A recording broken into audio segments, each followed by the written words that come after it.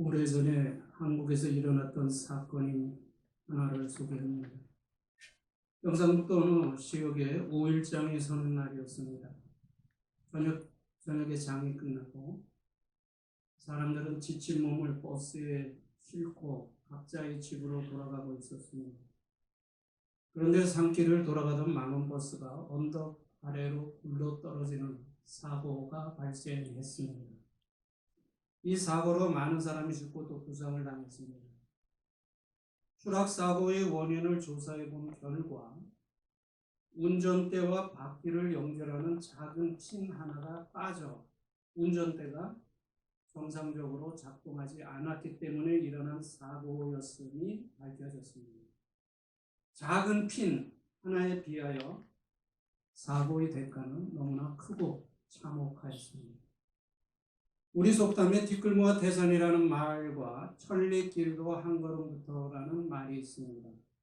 이 속담은 작은 것이나 하나의 중요성을 강조하는 말일 것입니다. 그런데 실제로 살아가다 보면 작은 것이나 하나 또는 한 번 때문에 B와 B가 엇갈리고 인생이 달라지는 경우를 종종 경험합니다. 오늘 본문에는 아람이 이스라엘과의 전쟁에서 포로로 잡아온 이름도 나이도 출신 배경도 알려지지 않은, 그래서 사람들에게 별로 관심이 없었을 어린 소녀에 대한 내용이 기록되어 있습니다. 전쟁 포로로 잡혀온 어린 소녀인데 누가 큰 관심을 가졌겠습니까? 그런데 사람들에게 별 관심이 없었을 어린 소녀는 우리에게 매우 귀한, 중요한 교훈을 주고 있다는 말입니다. 오늘은 본문을 통하여 나아만에 이어 이 어린 소녀가 우리에게 주는 교훈을 살펴봅니다. 이 어린 소녀가 우리에게 주는 첫 번째 교훈입니다. 기적은 아주 작은 것으로부터 시작될 수 있다는 교훈입니다. 기적은 사람들이 별로 관심 갖지 않는 작은 것으로부터 시작될 수 있다는 것입니다. 큰 권력과 많은 재물과 명예를 가졌지만 문둥병 때문에 가진 것을 제대로 누리지 못하던 나아만에게 어느 날 문둥병을 고칠 수 있다는 소식이 들려왔습니다. 그런데 이 소식은 왕으로부터 들려온 소식도 아니고 친척이나 가족 그리고 친구 그리고 병을 잘 고친다는 유명한 의사로부터 들려온 소식이 아니었습니다. 이스라엘과의 전쟁에서 포로로 잡아온 어린 소녀로부터 들려왔다는 것입니다.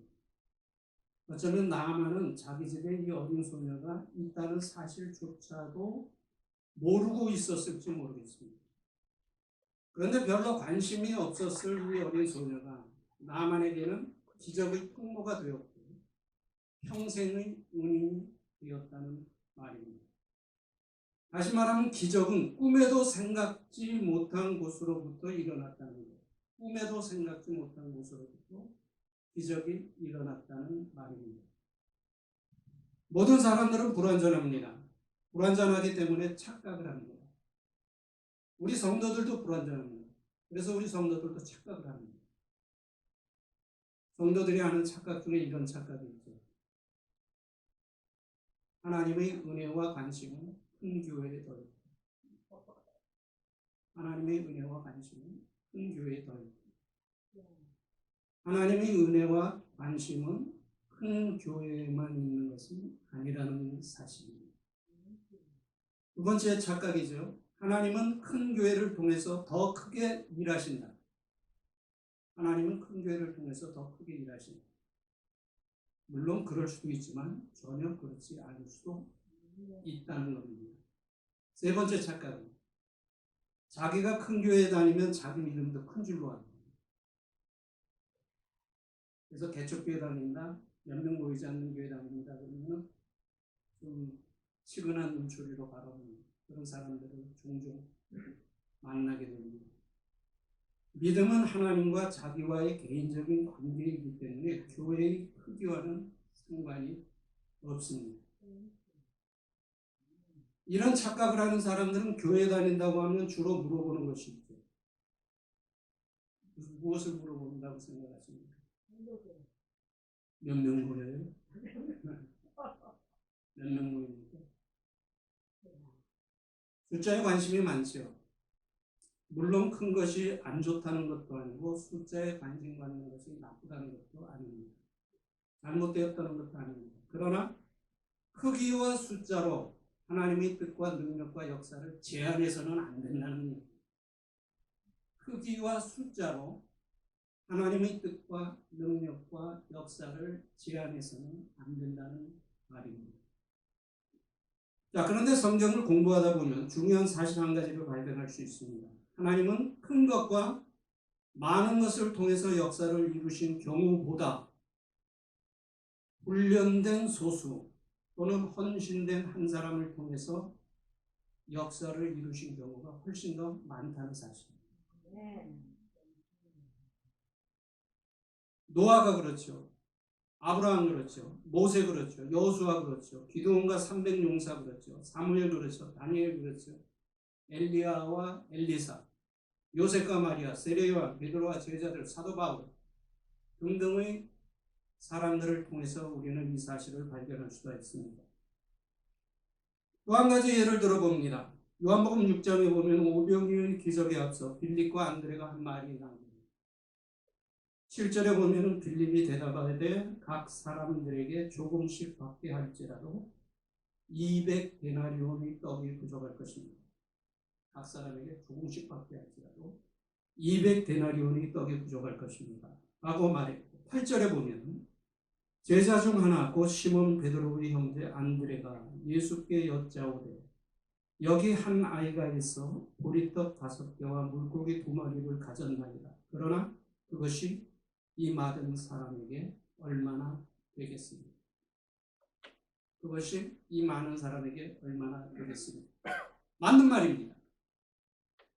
수천 명 이상이 모였는데 보리떡 5개와 물고기 2마리는 아무것도 아니에요. 그러나 빌립과 안드레의 결정적인 실수는 예수님을 도와 복음 사역을 하는 동안 예수님의 능력을 여러 번 경험하였음에도 불구하고 예수님의 능력을 믿지 못했다는 사실입니다. 경험하고도 믿지 못했다는.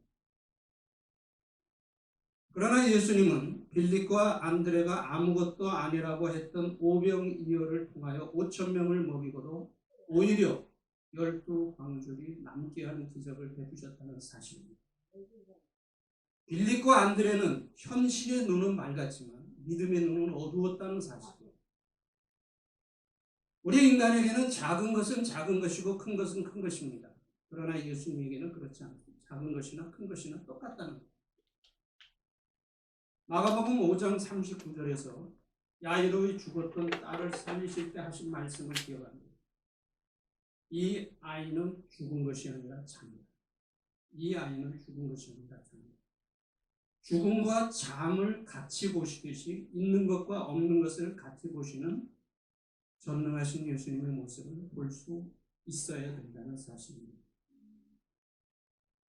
여기에서 작은 것과 하나의 가치에 대한 예수님의 말씀을 들어봅니다. 마태복음 25장 21절 그 주인이 이르되 잘하였도다 착하고 충성된 종아 내가 작은 일에 충성하였으니 내가 많은 것으로 내게 맡기니 내 주인이 즐거움에 참여할지어다. 작은 일에 충성하였을 때의 결과에 대한 말씀입니다. 요한복음 12장 24절 내가 진실로 진실로 너희에게 이르노니 한 알의 밀이 땅에 떨어져 죽지 아니하면 한 알 그대로 있고 죽으면 많은 열매를 맺느니라. 작은 씨앗 한 알이 희생할 때 나타나는 결과에 대한 말씀입니다. 그렇기 때문에 크다고 교만해서도 안 되지만 작다고 실망해서도 안 된다는 겁니다. 크냐 작으냐 많으냐 하는 것보다 더 중요한 것이 있죠. 믿음 안에 있느냐 말씀 안에 있느냐 그리스도 예수 안에 있느냐 하는 사실입니다. 우리 주님은 어린 아이와 물 한 그릇을 귀하게 여기셨습니다. 그리고 어린 아이가 드린 오병이어를 통해서 큰 기적을 베푸셨고 가난한 과부의 두레돈을 또 귀하게 인정하셨습니다. 사람들로부터 소외된 사람들을 통하여 하나님의 영광을 증거하셨습니다.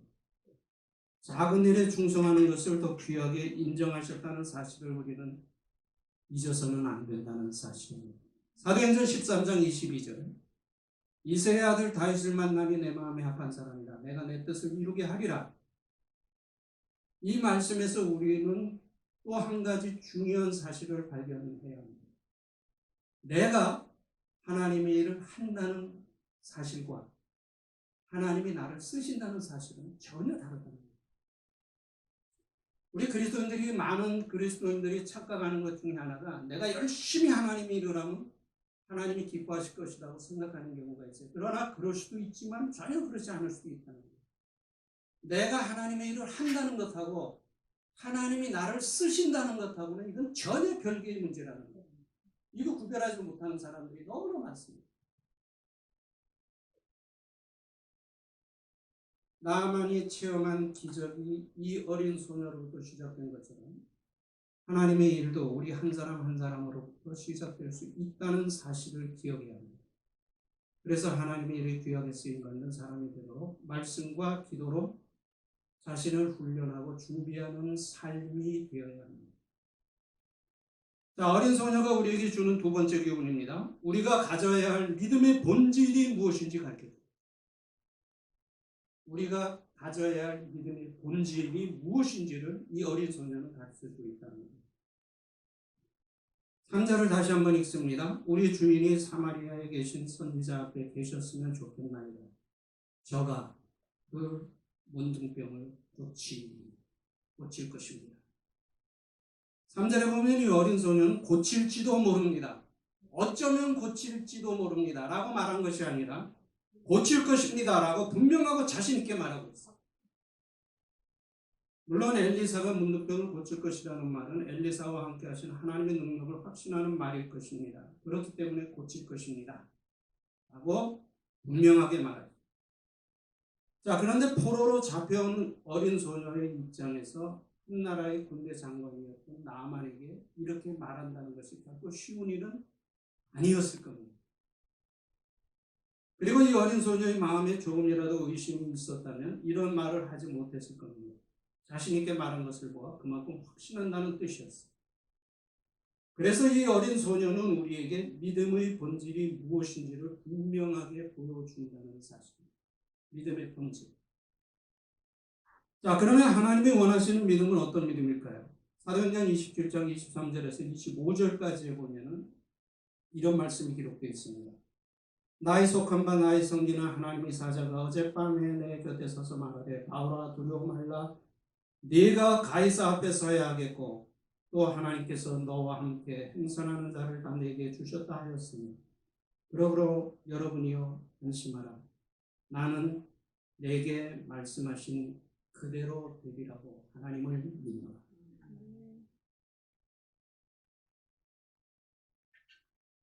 유라굴로라는 태풍 때문에 지중해에서 14일간 표류하며 죽음의 문턱을 넘나들던 275명을 향하여 바울이 외친 구원의 메시지입니다.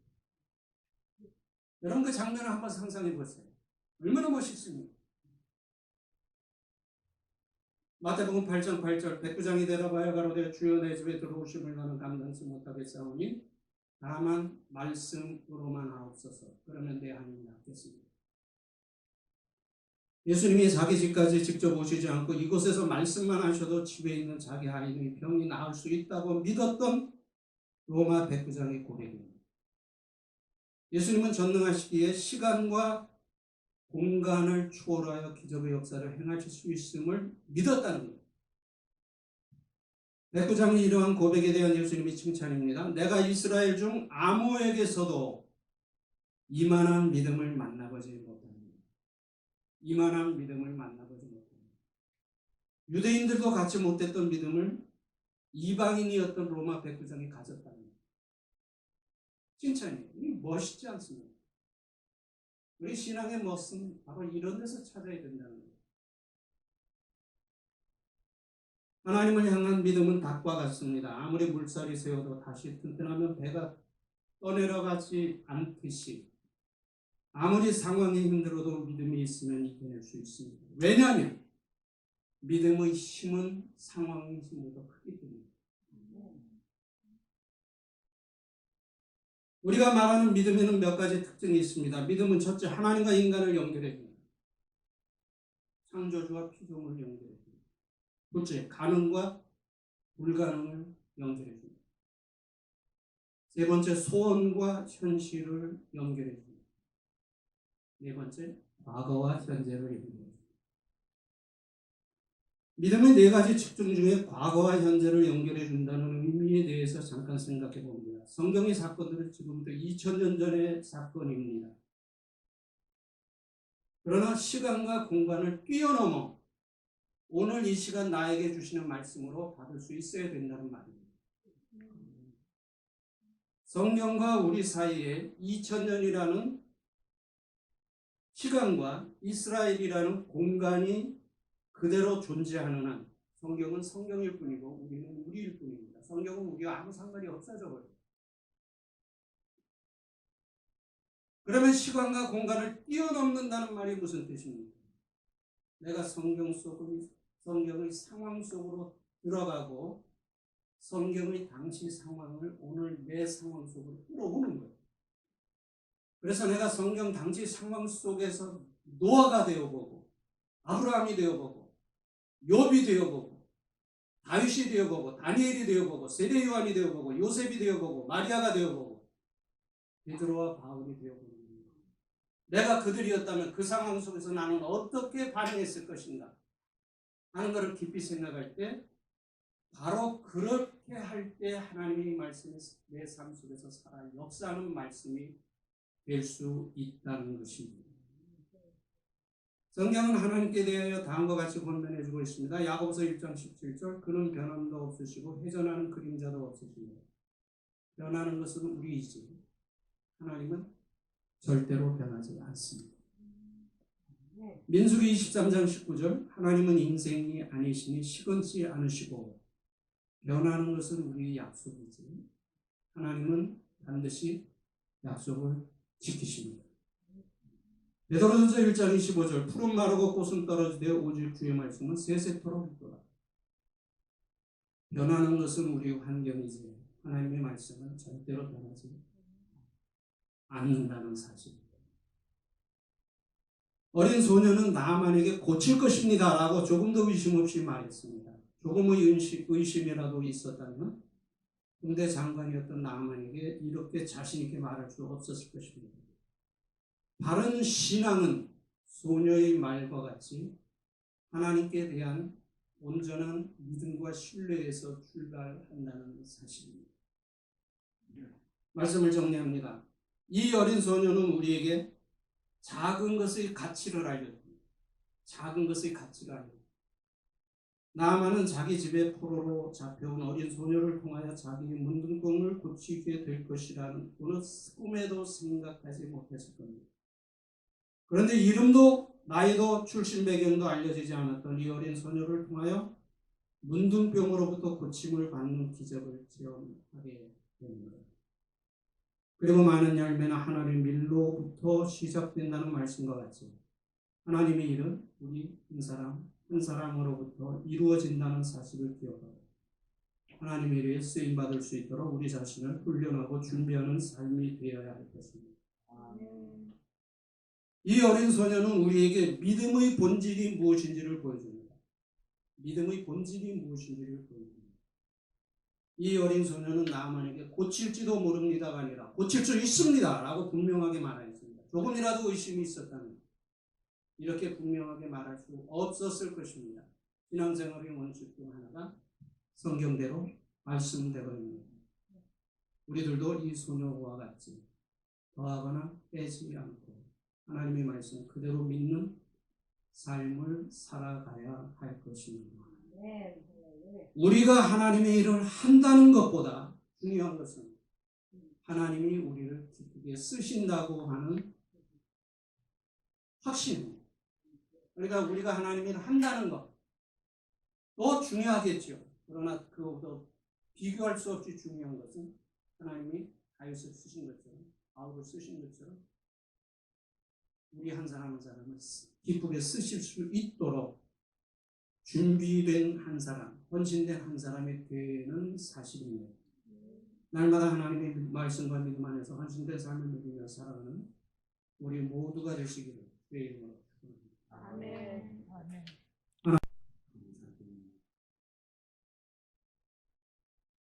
우리에게 삶에 필요하고 하나님의 사업을 모든 것들을 공급해주시고 우리들의 마음을 우리는 그 귀한 물질 속에 하나님의 그 진심으로 감사드리며 귀한 물질이 되게 하여 주셨습니다. 이 물질을 통해서 복음의 역사를 이룰 수 있는 귀한 모든 물질이 되게 하여 주시고 물질이 부족함이 없도록 앞으로 계속 하나님의 은혜를 축복해 주시기를 원합니다. 오늘도 귀한 종을 통해서 아주 작은 것의 가치를 어떻게 내가 활용할 수 있겠느냐 하는 감사한 마음으로 작은 것으로 사명을 다할 수 있도록 오늘 말씀을 주셨습니다. 지금은 우리 주 예수 그리스도의 은혜와 하나님 아버지의 만극하신 성령님의 뜻이 오늘 말씀 안에서 다시 새로운 삶을 다짐하고 돌아가는 사랑하는 거룩한 성교회 성도님들과 오늘 이 자리에 모인 모든 분들은 지금으로부터서 영원히 함께 계실지어다.